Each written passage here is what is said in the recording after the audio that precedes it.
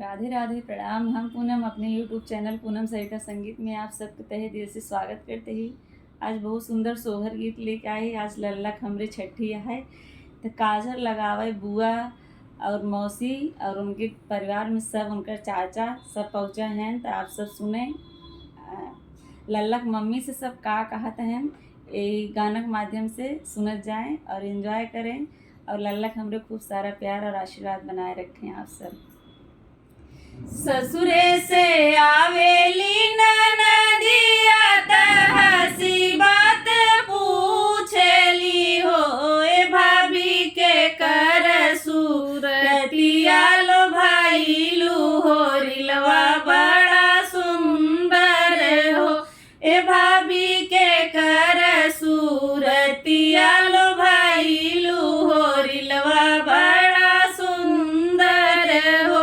सुतल रहली अटरिया त सैया के से जरियानु हो, ए ननदो सपना में अइले ननदोइया हो, रिलवा बड़ा सुंदर हो।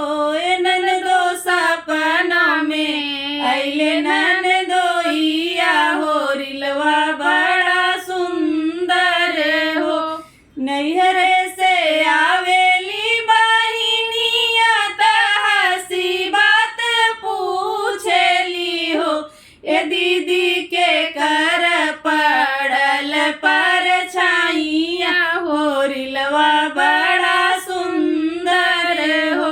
ए दीदी के कर पड़ल पर छाइया हो, रिलवा बड़ा सुंदर हो।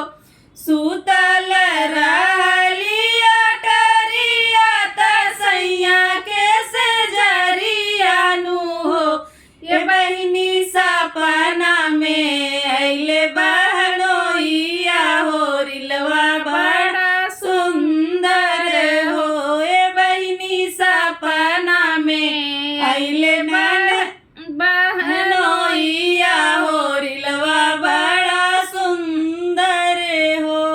दुअरे से आवेला देवर जी त हंसी बात पूछेला हो, ए भाभी के कर पड़ल पर छाइया हो, रिलवा बड़ा सुंदर हो।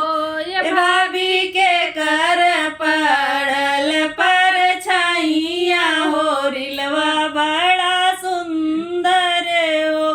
सुतल रहली मालिया त सैया के से जरियानु हो, ए देवरू सपना में अइले तोहर भैया हो, रिलवा बड़ा सुंदर हो। ए देवरू सपना में अइले तो